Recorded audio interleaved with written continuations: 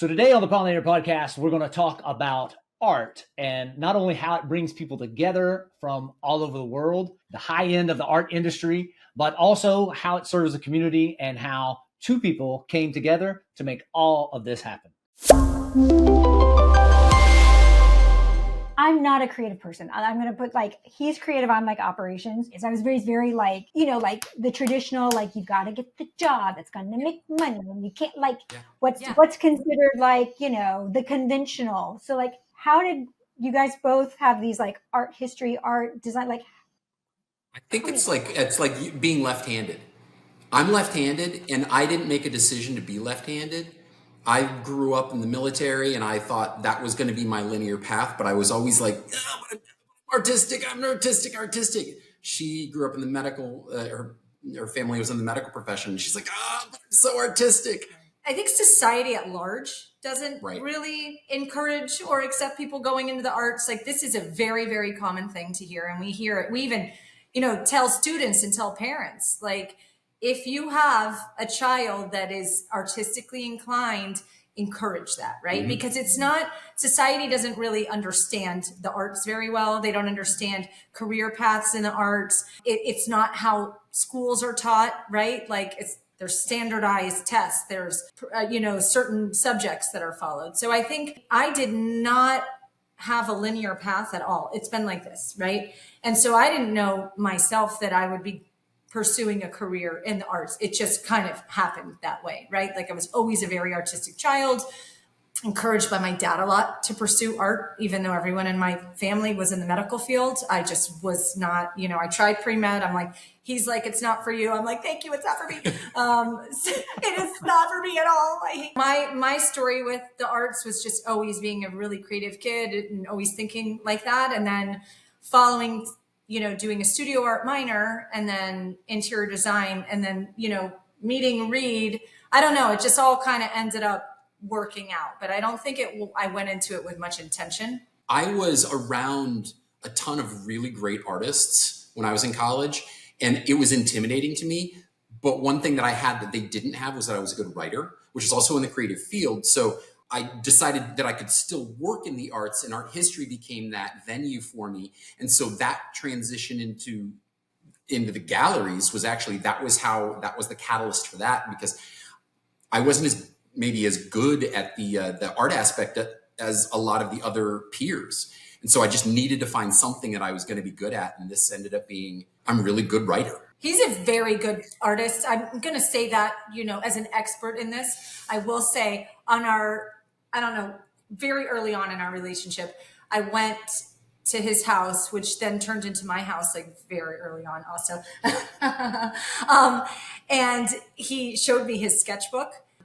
Just a couple dates in, I was like, oh, he's real good, right? Because people are like, oh yeah, I like to draw. And then I saw it and I was like, oh, I think he's better than me. So don't listen fully when he says that he's a tremendously talented artist. He really is. It's me being humble. It's me being humble. But he's also great at writing, so And also a gator. Oh, yes, so also a gator. Yes, absolutely. Yeah. I almost said go Green Wave, go Gators. Right.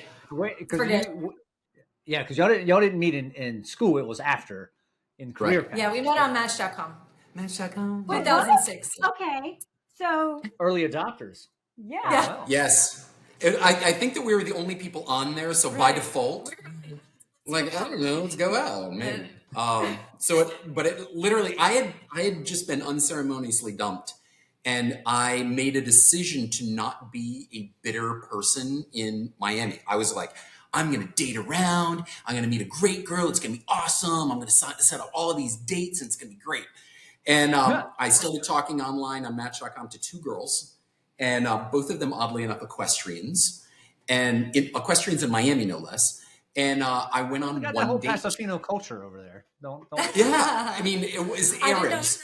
Pasofinos, but it was the Arab culture. And I went on one date and it was this one. Yeah.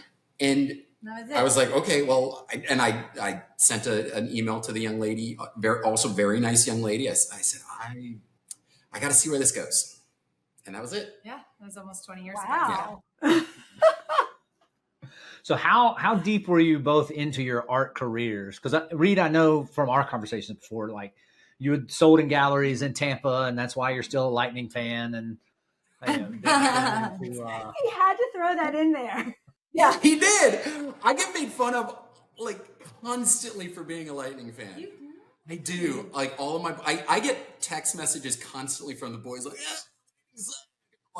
I know. I am a Panthers fan as well. But there's just hierarchy. It's just the president. Right. Yeah. It's like I cheer for the Florida teams when they're not playing. Right. Absolutely. It's like 1 and 1A, but 1 is just like there's a loyalty there. And I used my practice facility was the Lightning practice facility. So when I used to go out skating, the Lightning players used to come out and scrimmage, and that's kind of cool. Yeah. So it's like when you're skating and like Vincent LeCavier skates right next to you, you're like, he's way better than I am. Like this is humbling. He's so much better at this, and he's not trying. And for everybody watching, because we re-released these a while after the Panthers just recently this week won the Stanley Cup for the second year in a row. And I cheered vehemently, and I wore my Panthers jersey, and I was all for it. I was super happy to see it. The Panthers repeat, amazing. Like it's just epic. I mean, about a lot of future Hall of Famers on this team. I know less about hockey than I do about basketball, and I don't know anything about basketball. But I feel the same way. I scored exactly 0 points in playing basketball for like 2 years. None. 0. I just think it's cool to have a hockey team in Florida, the second most tropical state in the country, and like beat all the Canadians and northern teams. Good. Like both of the teams are like really good. So. But anyway, back still to serious. The art. Maybe the only art dealer ever to throw a hip check, though. Maybe. Well, and I'm interested in those paths. But one of the things in all of our other deep conversations that Reed and I've never had that I've just been curious about, like that is an industry that I really don't know anything about. Yeah. And just kind of how you become an art dealer, because you're not just the local gallery owners pushing your own stuff, like flying around the world and placing not U-Hauls, Warhols and Picassos and simpatico. I see where you're going. Yeah. And Dolly, and then I don't know. We took a tour of the Dolly Museum, and Reed is in our group, and like at one point the docent just gave up because Reed's just like. And also, let me tell you about this particular piece. Who's this guy? I warned the docent ahead of time. I did say I said, look, I'm a Dali historian. This is your tour, but I might be able to add some things in there. And I think I added in some salacious details that are not on the family-friendly tour. And I think keep the people entertained. Yeah, I know. It's a group of 50 guys. Yeah. So I needed to have some juicy details. Keep them engaged. Keep them interested. You definitely kept a lot of them engaged. But just what is that like? Like, what is that side of your business? And now you've got the nonprofit, and we'll come talk about that. But like, what is the art world in Robin Rile like? Well, kind of in a nutshell, it's a brokerage. And so, a lot of what I do is history based and writing based. So I work just as much in Singapore, Canada, Mexico. I work all over the world. So I work really weird hours because they're not necessarily things that I have physical possession of, because it's a lot easier to move a person than it is to move an artwork. Can we back up for just a sec? So I just want to make sure that we're clear. So Robin Rile is a gallery, right? We sell investment level art. So that's what we do. So that's what you mean by yes. Yeah. Okay. Yeah. Yeah. But I mean, essentially it works just the same way that a gallery does. It's just when you're in a gallery, people walk in, they go, "Oh, that's so beautiful. What do you think, honey?" And you like dialogue it out and you make a sale on the sales floor. What I do is generally through follow-ups and relationship building and, moving a person. For example, I have a collector going to Mexico next week to see a Leonora Carrington painting. Surrealist, very, very popular, British, lived in Mexico. So a lot of her works are in Mexico, but it's a lot easier for me to fly that client there so that they can see the work and they can do a scratch and sniff. We've already sent them all the videos and all the documentation behind it. And so it's just basically yes, this is exactly what I think that it is. And, they can move forward with confidence. But a lot of it is just reputation. I've got a long reputation. This is my 29th year in art sales, which is a little intimidating to even say. But it's largely like referral based, like somebody out there has a piece of art, maybe they inherited it, or they're ready to part ways with it, and they're like, who do you know? And then they refer them to y'all, and you have relationships on both sides and people seeking things out. You mentioned Salvador Dali, and I'm one of very few very known dealers for Salvador Dali work, particularly in the United States. And so if you do have one in the United States, you might say, oh, that's the guy. And I don't deal in his prints at all. So it's specifically original drawings, paintings, and sculpture. So that's a narrow pathway. And if you got an original, then you'd be like, well, who is going to be the best person for this? And my name is kind of at the top of that list, thankfully so.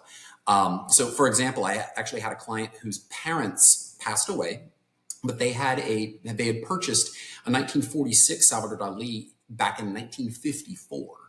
And they've had it in their house in North Carolina since they bought it in the Charles Barzanski Gallery in 1954. Just been sitting on their wall. Didn't think much of it. And so they passed away, and the son came to me and said, hey, my parents have this original. And generally when I hear that, I think, oh, it's actually probably a print. But so I looked at it and I was like, that's special. That's pretty cool.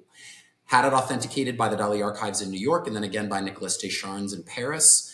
So it's completely vetted, able to get it on the spot. And then we were able to turn that piece around within less than 30 days. So that's reputation based. And it was such a fabulous work. It actually, funny story, it was actually the cover of the 1946 October issue of Town and Country magazine, which was on one of the largest magazines. It was commissioned by the Hearst Corporation in 1946. So we just posted an Instagram reel about that sale, actually, because it was a cool story that it was the painting that was used for the cover of a magazine, and it was just in this house, and the son didn't know the story behind it. So it's kind of a cool, Indiana Jones way of finding art like that, right? But I think, so you had asked, how do we get our business and how do we build our business? So I think it's a combination of referrals for sure. I mean, we've got clients that we've had for 20 plus years, 25 years from the 1900s. You had to go there. You have clients from the 1900s. I have clients' children buying art from me now. Right. I did a hanging in a house in like 1998, and the daughter is buying a Mr. Brainwash from me now. And I'm like, I remember you when you were like that big. Right. So it's clients that we've had a really long time. People that we meet, online. We also use art marketing sites that, the art market is very private in many respects. Collectors don't necessarily want their artworks out there. So we have inventory and things that we have for sale that we can't put online. So it's kind of a smattering of like different ways that we get in touch with people and start to develop those relationships. So on the sales of those things, though, when it's like, I need you to sell this piece and market this piece, but you can't tell anybody about it or out there publicly, right? It's kind of like, all right, here's my Rolodex of people that I know may be interested in this particular artist or style. Or I'm a data-driven person. I love my database, and I started compiling a database in 1997, and I just took notes on every single person that I had to be that. I'm gonna keep saying it. I just started taking notes on every person that I talked to in the gallery and what their interests were, what they had in their house. I would just start writing down things, and I started a database before even I really knew what a database was. And I just had little keywords that I would just write in. Sometimes they're just like plays on a phrase. They're not even the actual artist's name. And then once it started developing more and more and more, there was about 37,000 people on that database now. And I have notes on all of them. And so somebody will come to me and say, hey, I'm interested, or I have this, for example, Leonora Carrington for sale. Do you have anybody for Leonora? And I just plug in a couple of keywords, and I have a list of 15, 20 people. Well, this person's not buying anymore. This person is deceased. This person is like, oh, that person might be good for this. It's their price range. They're active buyers. Okay, so that's a person I can send it to. This is a person, this is a person, this is a person. So out of the 15, I might have a handful of them that are actually active where I can send it to them and then, do a follow-up phone call and be like, hey, did you see that? What do you think? And then I can get a little bit more granular on whether or not they have an interest. It's kind of like fishing, you just kind of throw out a hook and, see what grabs a hold, I'm sure they would appreciate the analogy. I don't know if it's necessarily the same thing, but it works. We definitely know people that would always appreciate any analogy made back to fishing of some sort or other. Yeah, we actually do know a few of those. So you had mentioned, you guys met through Match.com. What were y'all doing separately? And then when did you guys decide to actually form a business together? Separately, he was running galleries for a family, right? And he was their manager for many years. And I have a degree in interior design. And so I was working in hospitality design, so hotels. And so we were running separately, right? Separate businesses. This was 2006, 2007. We moved to Sarasota, Florida with his job. And then I ended up working for an architect there and did a lot of AutoCAD drafting, which I will not be doing again. I was very happy to hang that hat. I was like, it's not for me. But so we had separate careers, right? And then things kind of went south a bit with his job, and we were no longer living in Miami. So we kind of were at a crossroads where we said, what are we going to do? Right? We're not in Miami anymore. This is where I'm from and born and raised, and it's not working out with the gallery any longer. So we decided to just take a leap of faith and start our own company and move back to Miami. Now, 2008 was the height of the recession, right? Right. And it was so cute and fun. Highly recommend starting a company then. So we, luckily Reed had already had a large amount of clients, and we were able to leave legally with that. So we didn't run into any issues with that. So we started, instead of opening a physical space, we're like, why don't we try just simply virtual sales and see how it goes? And I continued to work in design for several years after that, while Rile was launched. And then we were just boyfriend and girlfriend at the time when we started the company. We weren't even engaged. No, we were not even engaged yet. Yeah, we were boyfriend and girlfriend. And then we got engaged in 2009, I think. And 2009. Yeah. Okay. Yeah. Because your birthday. Yeah. That's right. Yeah. And then 2011, we got married. 2014, when I was pregnant, is when I hung up my design hat and said, all right, we're going to go full in together, working together. Let's have a baby and start working together at the same time. It's really a good idea. We're really good at just timing things in general. So we actually hired a business coach to when we started together, because we're marriage comes first. That's it. Yeah.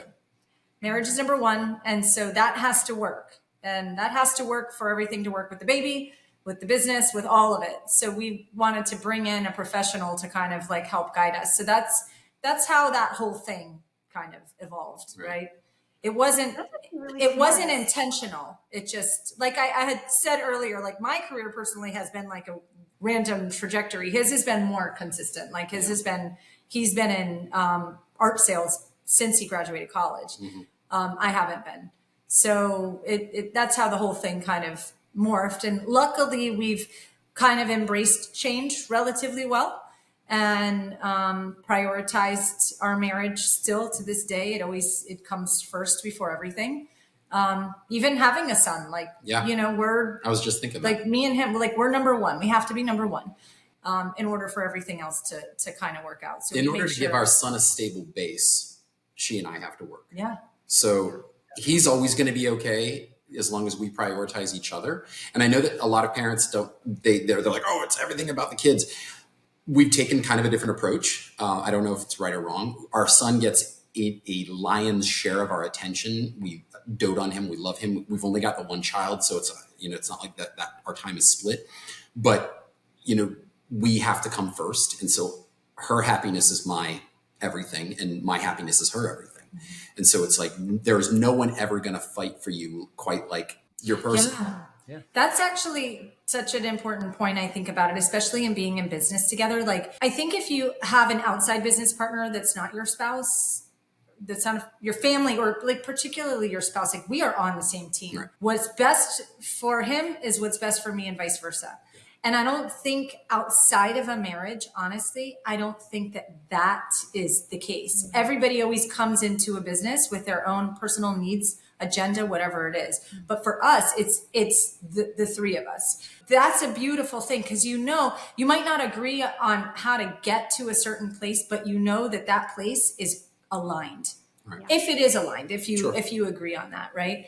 And one of the things we went into with a lot of intention with our son. Reed was, mentioning a little bit about this. When I was pregnant, I mean, we had really frank conversations with each other about, we don't disagree in front of him. Like, if we don't agree with one of what one parent is saying or one parent's approach, we don't contradict each other in front of him. We just take it out and we go, let's discuss it privately.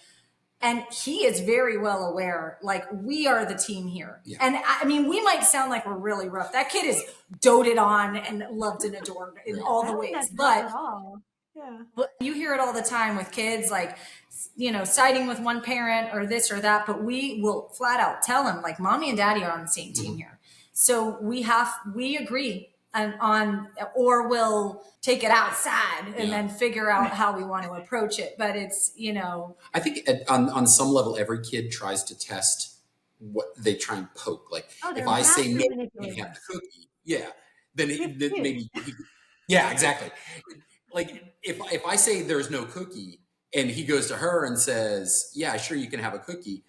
As soon as I hear she said yes, I said, Ronan, you can't, because that undermines my authority. She didn't know that I already told you no. Yeah. And then she's like, oh, well, I didn't know. So she then takes my side, because it's like, there has to be a uniform front. Right.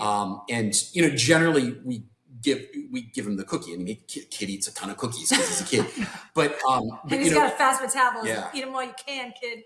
Right. Very jealous of our kids.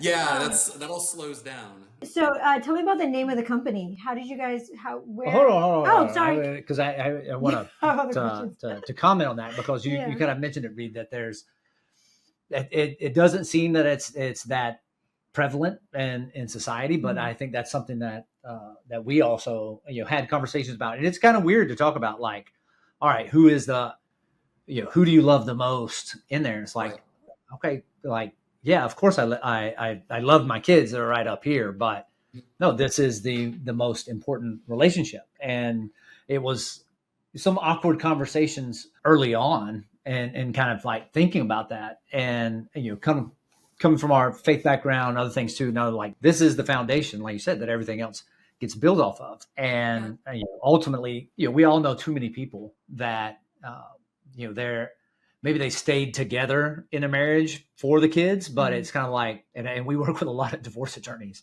It's like, maybe if you had focused more on each other and didn't put everything into the kids, you wouldn't have had to just stay together for them. Like, you would have stayed together beyond that. And I mean, kids learn everything. Like, they learn how to navigate the world. They learn about relationships. They learn how to navigate relationships by watching their parents. They do.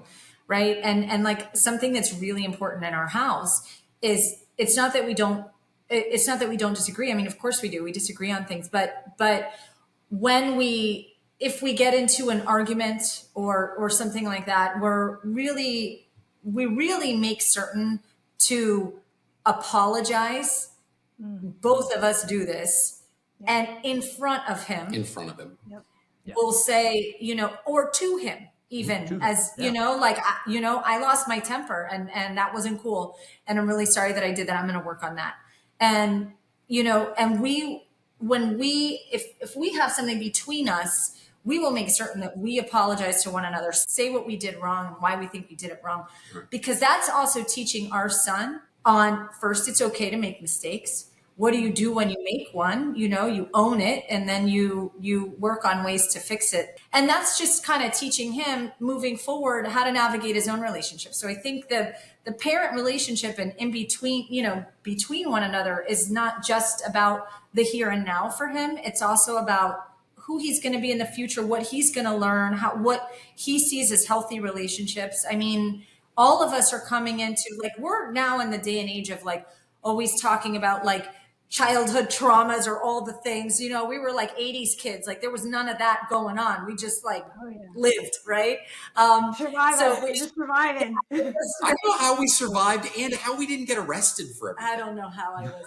Oh, not arrested. How did we just not end up dead in the woods? Like, I don't know. Completely. I'm like survived and not jailed. Jumping BMX bikes amongst trees and. Well, and I lived out in the sticks. Like my closest friend that I went to school with was like 3 or 4 miles down the road. And when I was our son's age, like I would ride my bike to his house. And I remember there were a couple times like we said, all right, we're going to ride bikes back to my house. But we like took our bikes the other way. And it was like some 13-mile journey, like down the highway and all this other stuff that our parents ever knew. You know, they'd be freaked out.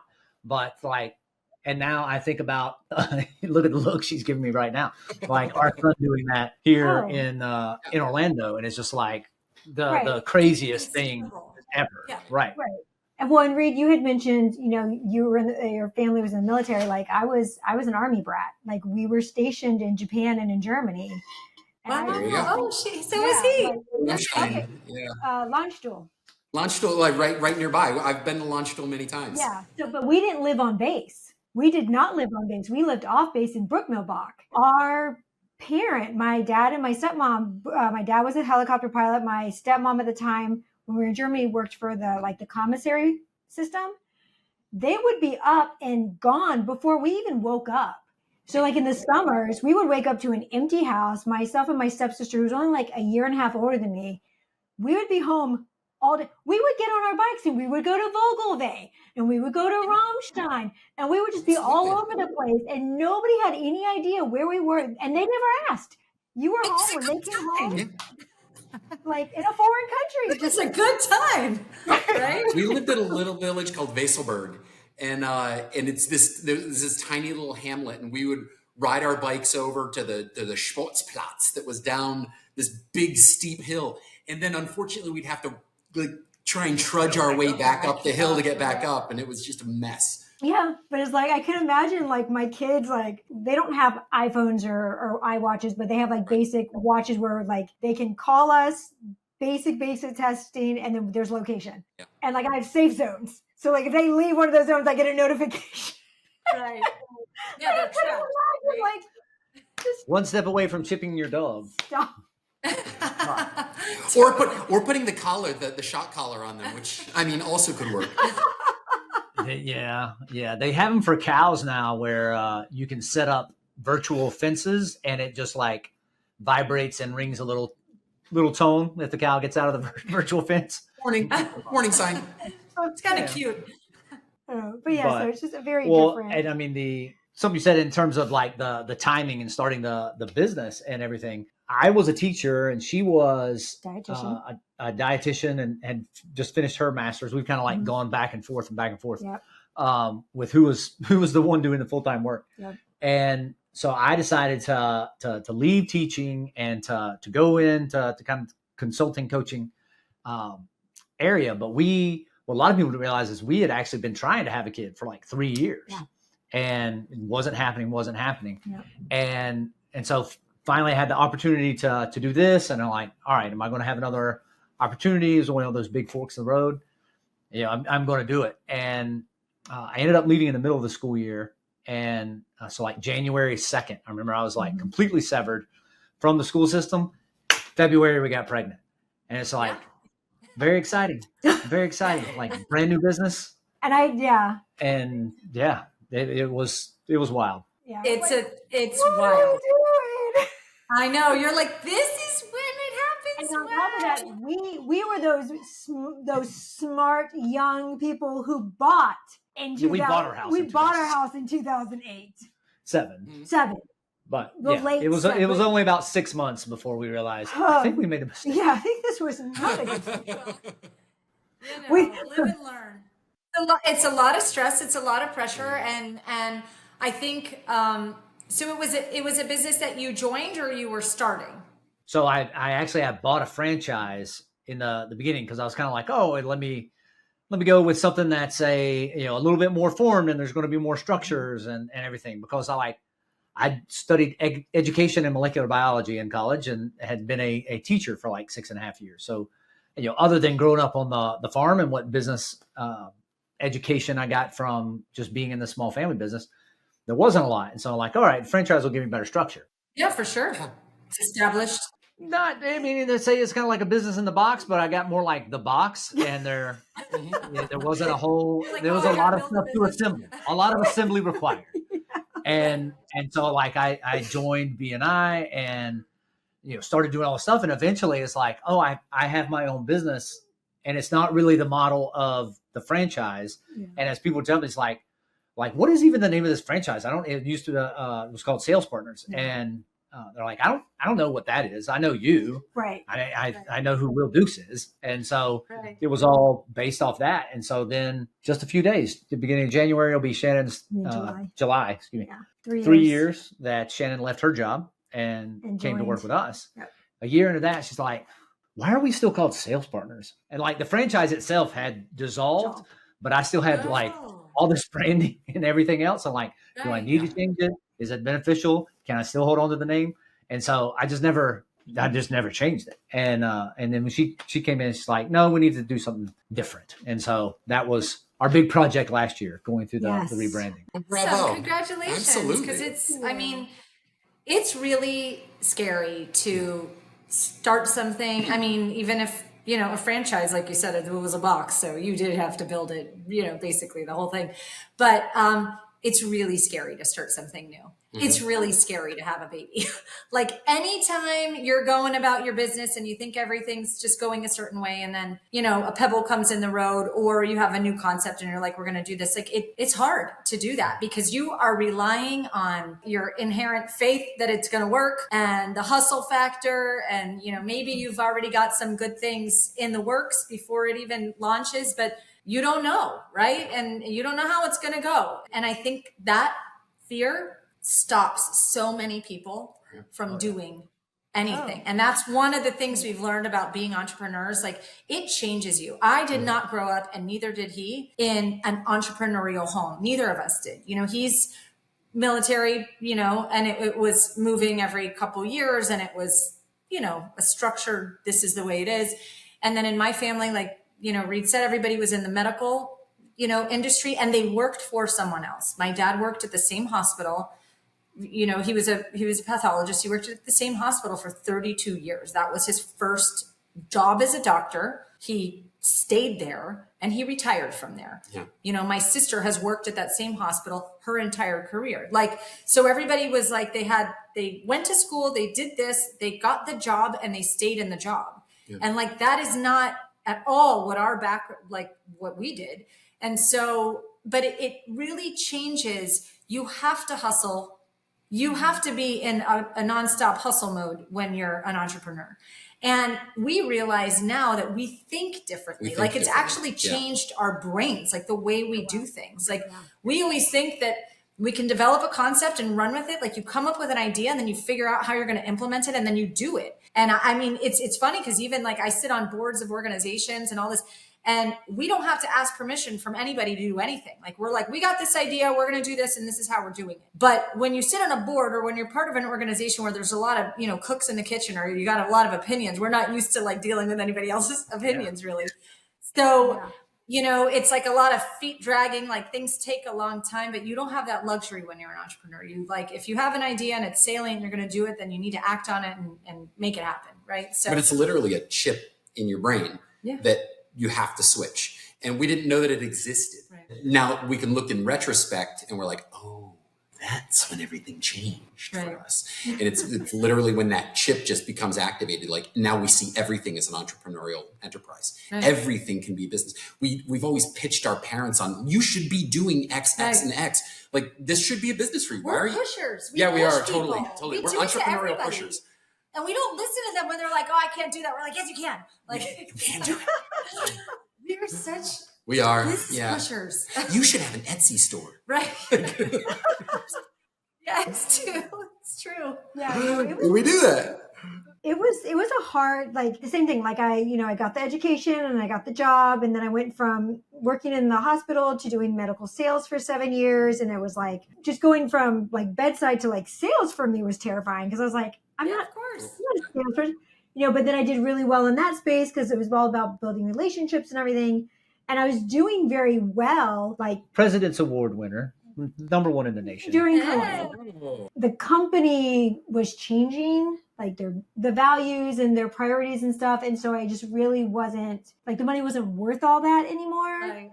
And that's kind of what finally Greatest convinced thing. me to, because he'd been begging for a while. And I was like, I don't know about begging. not begging, but like you would keep bringing it up. And I'm like, no, like we will murder each other. I was telling her. For me, I kind of did always have that entrepreneurial switch, even though I was kind of in the public school system, which is like the least entrepreneurial kind of environment. But I was in it was an elective program, so I had to recruit. So I was constantly having to promote, and like I would have other teachers, like even when we do fundraisers and stuff, they would be like, you should have been a marketer, because I'm like writing emails out to the staff, like, come buy these kids sunflowers. And so it wasn't as big of a leap as everybody saw from the outside for me to go in. But the biggest thing that I had to learn in that whole entrepreneurial journey is that I really am not as good at all these things that I thought I was good at, especially like, administration and all those types of things. Like I'm much more the visionary, and she's the more of the integrator.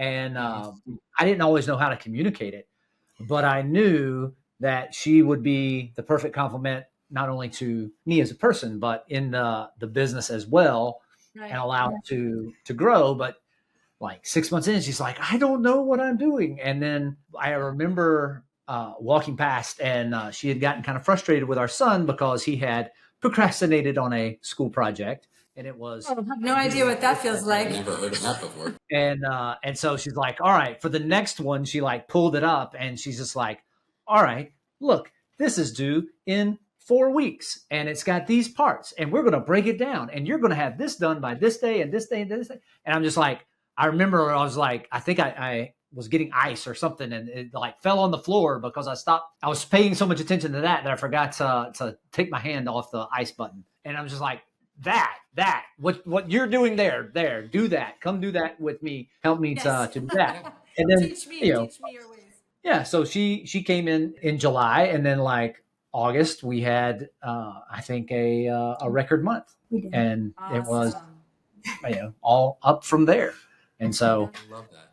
Yeah, it's been. But it's that, I think that's a really important thing about, especially like coming in, with a marriage and into a business together. How do you complement one another? How do you not step on each other's toes? How do you maintain a marriage? Like, how do you do all those kinds of things? And I think what you were just saying about, her skill set versus your skill set, like you can be a visionary, but there needs to be somebody that can implement that can do the back end of that. Right. And I think that's, and in our, because we have 2 companies, technically. We've got the art sales, right? And then we started a nonprofit several years ago as well. Also in the art, art sphere. And we've got skill sets, like both of us have skill sets and things that we do, and we're able to, cross. And like, I work with him with Rob and Rile, the nonprofit's called Comic Kids. And he works with me with Comic Kids, and we both use our skills. But the funny thing is when we actually did that business, when we got the business coach, when we started in 2014, when I started working with him with Rob and Rile, we did, she gave us all the tests and the analysis of our, mental, I don't even know what it was, but we did these personality tests, and we did this and we did that. And it ends up, we're like basically the same person on paper. And we're like, I get it. Like, I get why we get along as well as we do. And then when they print out all the pie graphs and she's like, okay, here's what you ideally want in a company. You want somebody that fulfills these side of the pie graph. Well, guess what? We're both like the same slices. We're like, oh no, oh no. What do we do now? We have the same skills and we have the same lack of skills, right? Yeah. But we've somehow hobbled through it. Right. So who ended up, because there is a creative aspect, but then there is an administrative, you got to get stuff done, and these things have to happen, like operations. So how did y'all decide who is over what type of roles? Or find support for it, or whatever. A lot of what we're doing now is, my focus is 80% or more on Robin Rile, the sales aspect, and her focus is 80% on Comic Kids. And I dip my toe into Comic Kids when she needs me to. I need you to do these drawings. I need you to call these people and do fundraising. Because fundraising it's an animal in and of itself, right. That we didn't know that we didn't necessarily know how to do until we started having to do it. And then we're like, wow, asking people for money is really difficult. Even though he's in sales, it's yeah. a different different kind of sale altogether. Right. Yeah, exactly. Because we're not selling a thing. Like with Robin Rile, we're selling a painting. Like you buy money, you get this thing or a sculpture, right? Nice tangible exchange. Right. It's a tangible exchange. With Comic Kids, we're selling a mission, right? Like that's what we're selling. It's a service. The idea that, and the mission of the organization is to make art free and accessible to children in need. So we teach them how to draw comic, cartoon, and book characters. That's what Comic Kids is. Reed, on the Robin Rile side, he does the sales, right? He's emailing, speaking with clients, he's doing that sort of stuff. And I end up doing more of our brand, our look, our social media, videos, like that sort of stuff, right? So we don't really cross the streams with that. And then, with Comic Kids, I do a lot of, different things. And then he comes in and he helps with drawings. Like we do, that's a big part of what we do. We create free content and free curriculum for our classes and just for society at large, right? For kids at large. And Reed and I will sit from 5 a.m. to 6 a.m. And that's when we do drawings, right? So he'll have a tablet and I'll have a tablet and we're working on the curriculum for the week or what have you. So we cross, right? But we generally kind of have our responsibilities and we stay in that lane. We get input from one another. We help one another when we need to, but we have our roles, right? So that's how we've done it. And one of the things that we've noticed, which is interesting about being a married couple and having businesses together, is there's a dialogue which happens when you're in a business setting. When you're in an office building and you're talking to colleagues, there's a familiarity there, but there's still you wouldn't talk to that person the way, right. Yeah, exactly. Like the way that we talk to each other isn't always necessarily the business way of talking to each other. And you're like, and sometimes that needs to be the case. I need you to do this. We're on a deadline. I need you to do this. But it's also like, you're also my wife and I need to pay you that deference of being like, hey, honey, you gotta add a little extra whipped a little cream bit of on sugar it. there. But it's like there's always that sort of balancing act between professionalism and married life. And it's kind of like this tightrope that we have to walk in how we discuss things with each other, particularly when tensions are high. Because there's high stakes in a lot of what we do.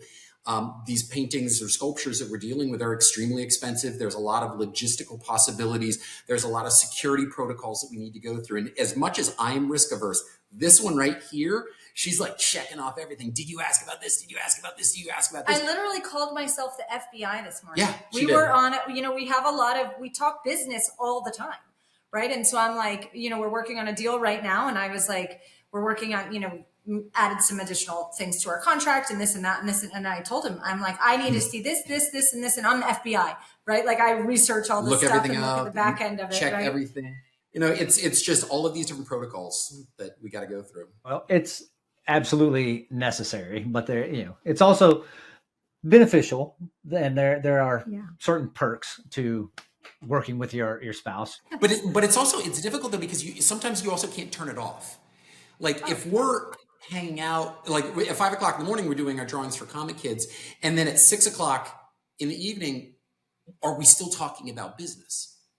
Like at some point there needs to be a demarcation between work life and we're pretty good about it. We are pretty good about it. Pretty good about that. Like we try not to work. We try to keep hours and it doesn't, it's like, we don't have that luxury. We just went away for a week and, you know, even I didn't want to take any meetings during that time and I didn't take any meetings, but I'm going to answer emails. I'm going to answer calls, texts. So is he. Like we're never fully off and we signed up for that and we're okay with that. Like, part of the perks of being able to be away. And a lot of times we like to travel for long periods of time, you know, so we'll be gone 2 months. We were up in Canada for 6 months at one point. And that's the beauty of having mobile businesses, right? And we've kept it that way by design. As a matter of fact, with Comic Kids, even though it's a nonprofit, we're structuring it to be a largely digital model so that we have our life, but the nonprofit can still run no matter where we are, right? We can still create content. We can still, you know, have this kind of impact that we want to have, but we're doing it that way by design. The nonprofit started in 2020. Also Robin, a great time to start a business. Highly recommend. Highly recommend. Like a global pandemic. Oh my gosh. No. Like, so we started volunteer teaching in 2018. Because Reed's, it's actually a really kind of a sweet story. Reed's background, he was a comic book nerd as a kid, right? And he was a reluctant reader as a child. So his parents got him comic books to get him, you know, into reading. And then he became a voracious comic book reader, got really into illustration, started buying a lot of comics and all this stuff. You know, on base, he would tell me he would get like the G.I. Joe. G.I. Joe #1 in 1982. I bought that at Balgat Air Force Base in Ankara, Turkey. And I bought that issue and I devoured it. And if you've only got one comic book, you read it over and over and over again. And then I got issue #2 and then I read it over and over and over again. Got issue 3, read it over. And then you go back to issue 1 again and you're like, oh. And it's what you realize is that comic books are nerds writing for nerds. So because you've got this small amount of space that you can write the words in, they have to be extremely effective. So typically on average, comic books and graphic novels have 54 rare or complex words per 1,000. And even adult novels have less than 30. So it's like, it's the nerdiest people writing for the nerdiest people. And that's why you have an advanced vocabulary for a lot of these people who are reading comic books. It's a great statistic. I was like, wow, that's so meaty. Yeah. And that's what, I was going to say, I did not know that. That is interesting. Okay. Well, that's actually an interesting thing for parents to know as well, because, you know, all of us, we, you know, you don't even need to know that much about education and reading when you've got young children, how they're reminding us about benchmarks that you want to reach by certain ages. Right. And, you know, something that's not known by the general public is how common dyslexia is. Mm-hmm. It's like 20% of the population. I mean, it's a huge number. And that makes it really challenging for beginner readers, right, that are falling behind because they've got challenges in reading that maybe their teachers or parents can't even identify at that point. And so, you know, there's all these benchmarks for reading. And so with Reed's reluctance with reading and given comic books, that's one of the things that we're constantly telling parents, right? When parents approach us, because there is a literacy component to what we do. We are Comic Kids as an art organization. We teach them how to draw, but we also teach them how to draw comic and book characters because that's what started him in art, right? So parents will oftentimes be concerned if their children aren't reading at the time that they know that they should be, you know, be a really, you know, efficient reader by the time you're in 3rd grade and all the studies that are done after that. Well, not all kids are into it. Right. So it's better to give the kid what they like to read. That's key, right? Because you're trying to encourage them to read. And so that's what his mom and dad did. And it was a great move because that's how he really got into reading. So, you know, like one of the classes that we teach is Dogman, which is great. And, you know, 2nd and 3rd grade, we're actually teaching it. I know, it's so good. Huge. We're teaching several classes at Miami Children's Museum next week, how to draw Dogman. That's one of the most popular graphic novels for children. Doesn't have a ton of words in it, but it's heavy in illustration. And it's a great way to get reluctant readers into reading through graphic novels, Diary of a Wimpy Kid, you know, Dogman, that sort of stuff, where it's not so heavy on the words and they can get context through the drawings. But yeah, so it's, I don't know why I'm going off on this topic. I'm very passionate about it, clearly. Because I was going to ask, like, how did Comic Kids come about? What was the inspiration? Tell me more about, like, how can parents find out about this information? Like, how can they get connected? Is this like through schools? Is this, what's the platform or how? Yeah. Right. We are not through schools. So it's a 501c3. It's a nonprofit in Florida. A good way to just kind of get an idea about the organization is to go to the website. So it's comickids.org. And our Instagram is comickids.org. The mission of the organization is to make art free and accessible to children in need. So we work with kids in vulnerable circumstances. We do a lot of work in pediatrics. We work in low income areas, foster care, and we've branched into special needs as well. So we just finished a book like yesterday for a school in Coral Gables where children are on the autism spectrum. So we created an art and activity book for the school based on the alphabet and activities. It's not only the classes that we teach. We create a ton of free content that we put out there. So parents that are interested in having their kids draw, and we don't have classes that are open to the public. We get involved in community events. Our market for kids that we're teaching are in pediatric hospitals, are in low income areas, that sort of stuff. But at large, we have, for society at large, we create a ton of these activity sheets every week. So we'll focus on a character, a show, a book for the week, and then we create generally about 10 activity sheets a week for it. And we upload them every week to our website. And that can be found under drawing and coloring pages. So parents can download and print for free at home, all sorts of characters. So this week it's characters from Bluey. Next week we're doing My Little Pony. I've got the whole thing in my, we know when every new movie is coming out. So we always put the sheets out when the movie comes out. So we just did Minecraft characters. We're doing Elio. We did How to Train Your Dragon. All of that is Thunderbolts. Superman is coming out. Come to us if you need to know what the schedule of children's releases are. Right. But I mean, in all of those are free resources as well. But Kat she's also produced several books that we have parents and parent organizations, particularly moms organizations, that do book drives. And so they have a class of 25 kids, and she's got 3 books that are on the website that they will buy a quantity of those books for their classrooms. And we use those funds in order to fund these free resources that we put out every week.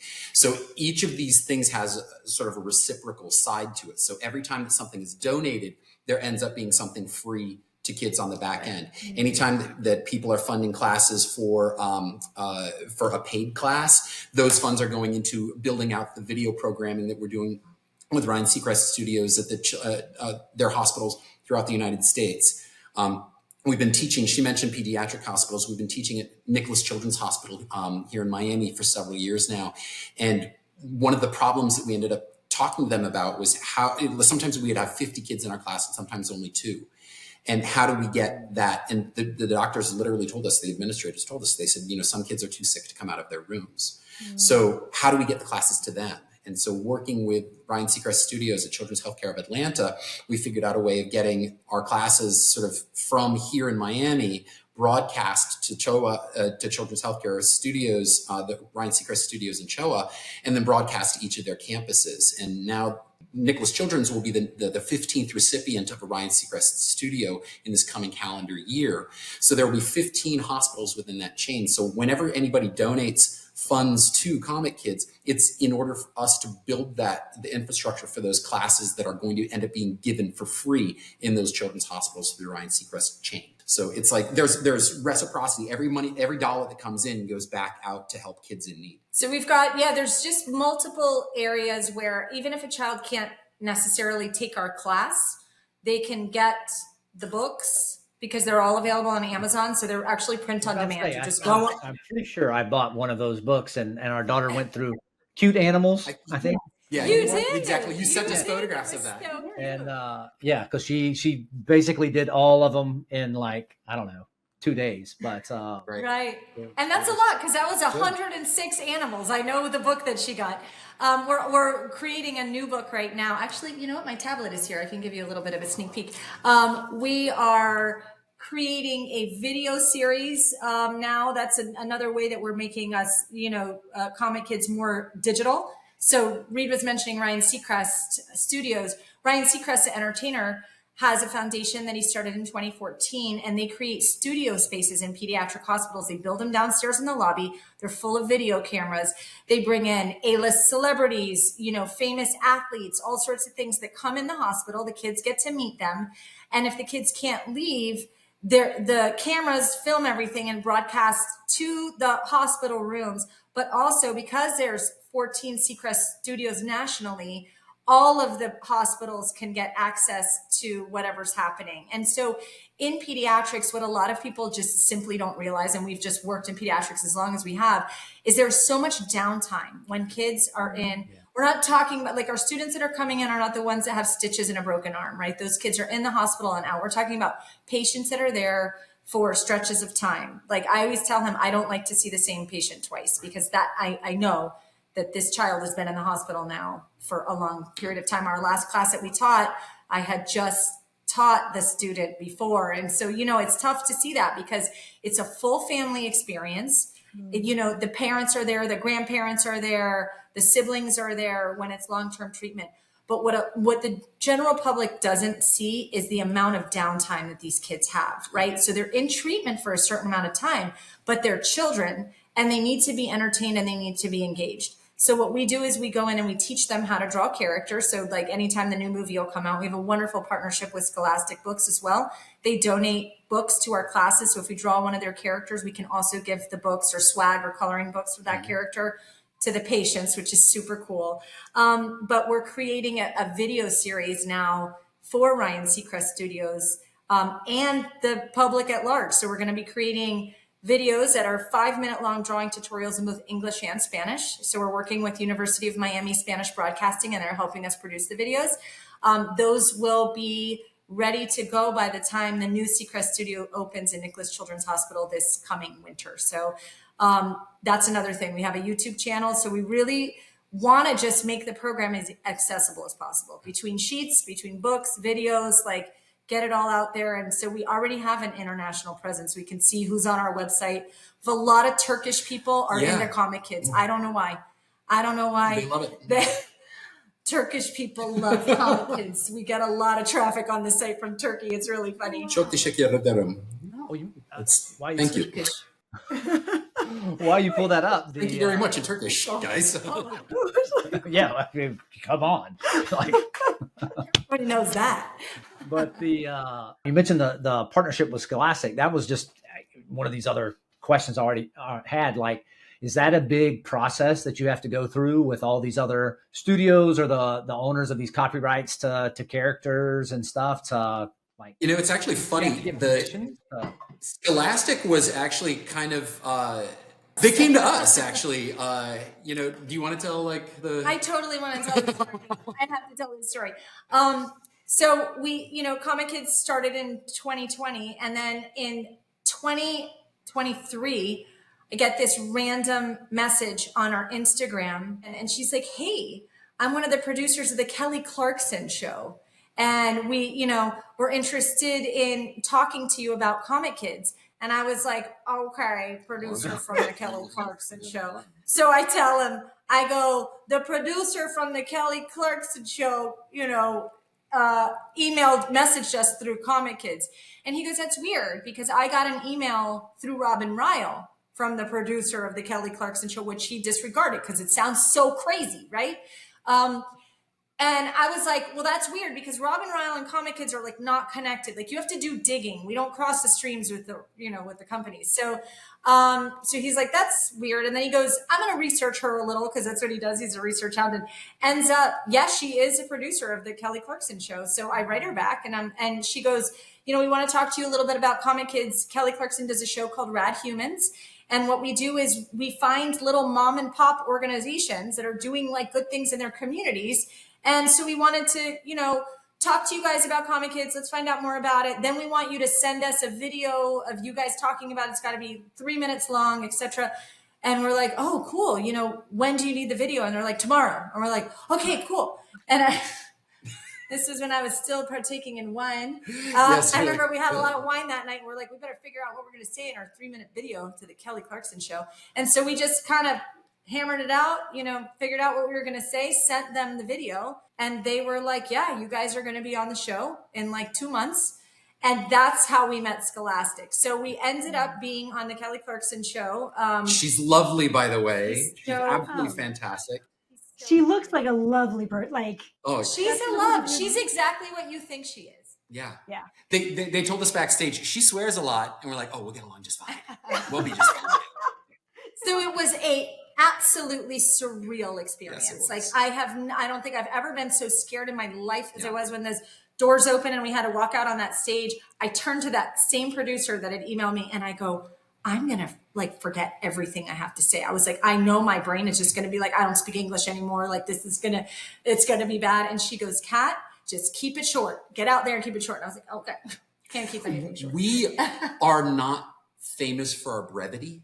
No, you got to tell us to, you got to cut us off. Cut us off. Y'all got to leave now. We're done. We get kicked out of parties because we stay too long. Yes. but I feel like, but Kelly, I mean, Kelly's a chatter. She's a talker. Oh, yeah. I felt like Well, it and the would've two been, of them fantastic. were simpatico like this. And, you know, and She's lovely. she had like this sort of a very deep conversation with her sort of when the cameras were off. And it was like really cool to just listen in and be a fly on the wall for that. You know, and she was very revealing about things about her own kids and, you know, their own challenges. And it was really, really cool just to sort of hear her perspective on the work that we were doing, but also like, as she does this, you know, this introduction basically to Scholastic books, and Dave Pilkey, who is the author of Dogman and Captain Underpants, he's one of the biggest of all in children's literature. And we're like, wow, what? And they did this huge donation. We were able to pass those books from Scholastic along to kids who needed them and who really could use them. And so it's like that sort of fostered our relationship where we contacted Scholastic and we said, hey, we'd love to keep in touch. What can we do to help you guys? And then it's just started the dialogue. And it's great. And they're amazing Yeah, now. they're I mean, amazing. even like Dave Pilkey, like we create, you know, all these activity sheets and all this curriculum. And so we sent some of our curriculum recently along to Scholastic for our classes, and they passed along our curriculum, and they just wrote us like 3 days ago. And they're like, oh, you know, the Pilkey team love it. The Pilkeys love what you're doing. We're like, the Pilkeys, like Dave Pilkey? Yeah. So you had asked about copyright, and that's one of the things. So, you know, big no-nos in you know, the world of copywriting is using a character and putting it on a t-shirt and selling it and then being like profiting from it, right? That's not what we do. Our content is free. And so for educational purposes, you know, we're teaching kids. Yes, it's fair use. So, and then we create our own character. So actually, I'm going to show you a little sneak peek. We just started this book. It's going to be, so you're seeing it here. And I got to put my glasses on. Don't tell anybody. So this is the beginning of, I don't know if you could see it here. You're seeing a white screen. You know what? Maybe it's destiny telling us we're not allowed to show it yet. Okay, all right. What it is it's a step-by-step drawing book that we're also making videos in English and Spanish out of. And it's how to draw cute things, like cute cupcakes, cute donuts, all this kind of stuff in a kawaii style. That's a great way for children. Like, you know, Hello Kitty, like they're not complicated characters to draw. So these are all original drawings of ours. That's why we'll be putting it in a book and all that sort of stuff, putting it on swag. But that's a great way for kids to learn how to draw proportions, make things cute. So that's our next book. It should be done within the next couple months. Yep. We're not playing around. Nope. Got to keep the feet moving. No. Right. As much as the kids may think you are, right? When they go there and get to have a bunch of fun. That is so awesome. Yeah, that's amazing. Oh my gosh, I love that. You know, our son is very much like really into math, and he's like, I want to be an engineer. And our daughter is much more of the creative. And I think her latest, she's 11. Her latest, like, what I want to be when I grow up is she wants to do like special effects makeup. Wow. Like she will practice making bruises with like her makeup, my makeup, and see how realistic it can get. And she'll like go to school, she'll go to camp with them and see if anybody notices. And then she'll be like, it's makeup. So if you get any sort of weird phone calls from like, she's got an oozing sore out of her cheek. No, there's something wrong with your daughter. Is everything okay at home? That's awesome. How do you, so you encourage that by having her do it. Does she ever watch, like, there's amazing YouTube tutorials on makeup. Well, if you would please let me know, because that's what I'm trying to find to let her watch this to see, you know, what all can be done. So so that we can be more supportive. Deeper than all the goofy shorts that come up when you let them go on YouTube.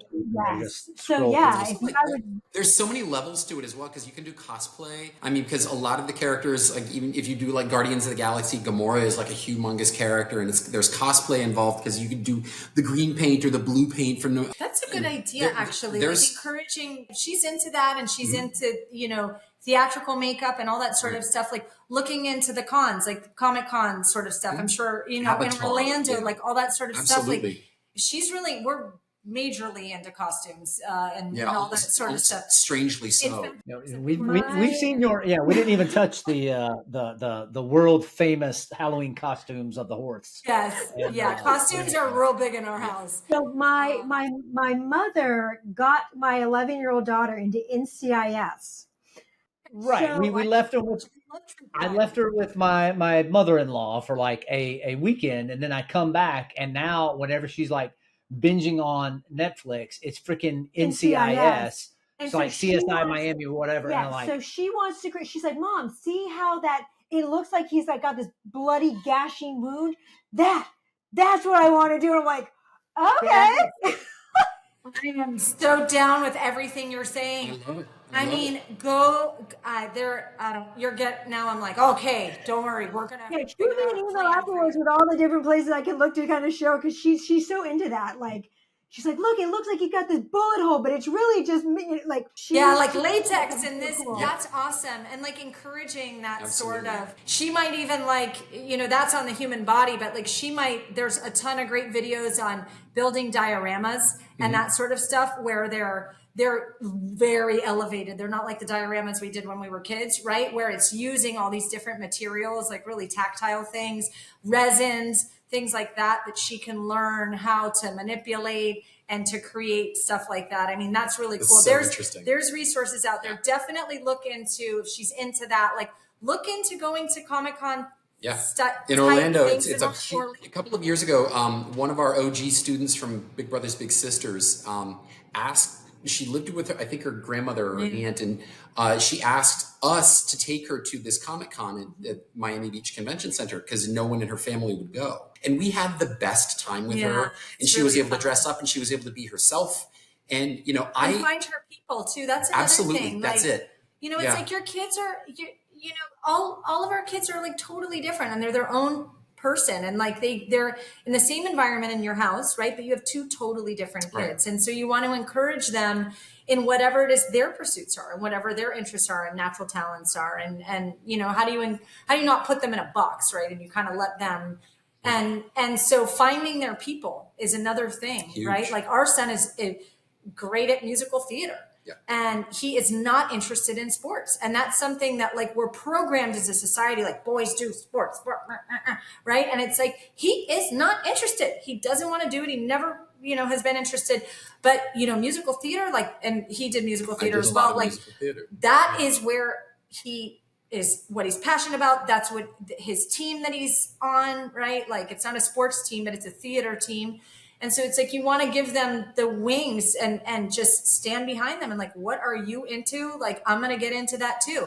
Actually, it was kind of funny because when we started Comic Kids, it all was parallel. I had this one conversation when I was pregnant with a girlfriend who was older than me. And so she already had kids, and she's British. And she tells me, I'll never forget this. She goes, you know, Kat, boys are very into their mummies until they're 6 years old, and then they become obsessed with their fathers. And I was like, well, that's not going to work for me, because like, what about me? So as soon as our son started getting into comics and comic characters, like that's Reed's territory.